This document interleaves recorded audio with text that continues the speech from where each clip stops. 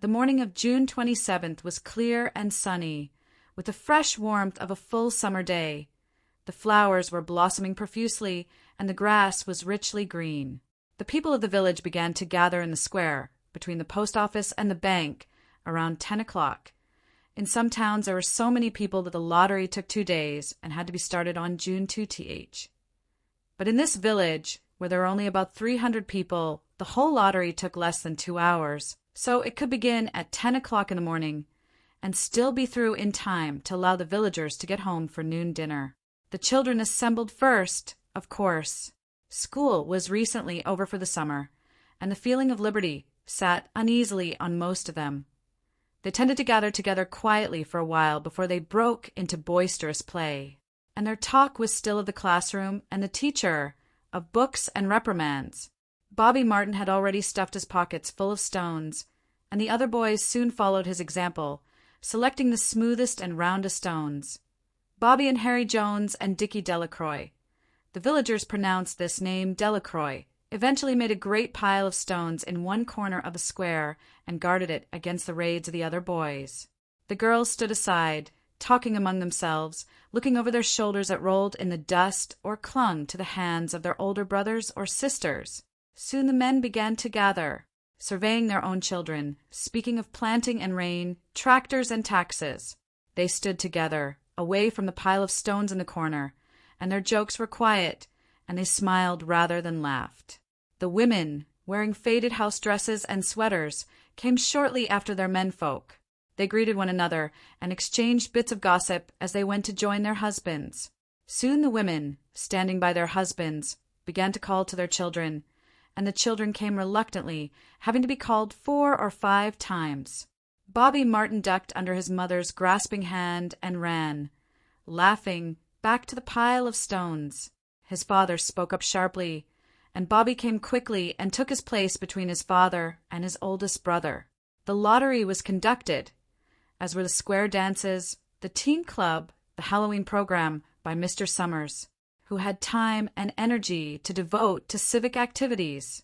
He was a round-faced, jovial man, and he ran the coal business, and people were sorry for him, because he had no children, and his wife was a scold. When he arrived in the square, carrying the black wooden box, there was a murmur of conversation among the villagers, and he waved and called, "Little late today, folks."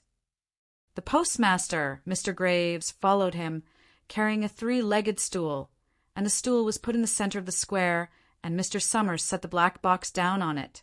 The villagers kept their distance, leaving a space between themselves and the stool, and when Mr. Summers said, "Some of you fellows want to give me a hand," there was a hesitation before 2 men. Mr. Martin and his oldest son, Baxter, came forward to hold the box steady on the stool, while Mr. Summers stirred up the papers inside it. The original paraphernalia for the lottery had been lost long ago, and the black box now resting on the stool had been put into use even before Old Man Warner, the oldest man in town, was born. Mr. Summers spoke frequently to the villagers about making a new box, but no one liked to upset even as much tradition as was represented by the black box.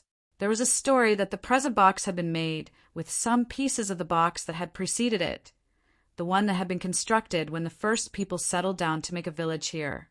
Every year after the lottery, Mr. Summers began talking again about new box, but every year the subject was allowed to fade off without anything's being done. The black box grew shabbier each year. By now it was no longer completely black, but splintered badly along one side to show the original wood color, and in some places faded or stained. Mr. Martin and his oldest son, Baxter, held the black box securely on the stool until Mr. Summers had stirred the papers thoroughly with his hand. Because so much of the ritual had been forgotten or discarded, Mr. Summers had been successful in having slips of paper substituted for the chips of wood that had been used for generations. Chips of wood, Mr. Summers had argued, had been all very well when the village was tiny, but now that the population was more than 300 and likely to keep on growing, it was necessary to use something that would fit more easily into he black box. The night before the lottery, Mr. Summers and Mr. Graves made up the slips of paper and put them in the box, and it was then taken to the safe of Mr. Summers' coal company and locked up until Mr. Summers was ready to take it to the square next morning. The rest of the year, The box was put away, sometimes one place, sometimes another. It had spent 1 year in Mr. Gray's barn, and another year underfoot in the post office. And sometimes it was set on a shelf in the Martin grocery and left there,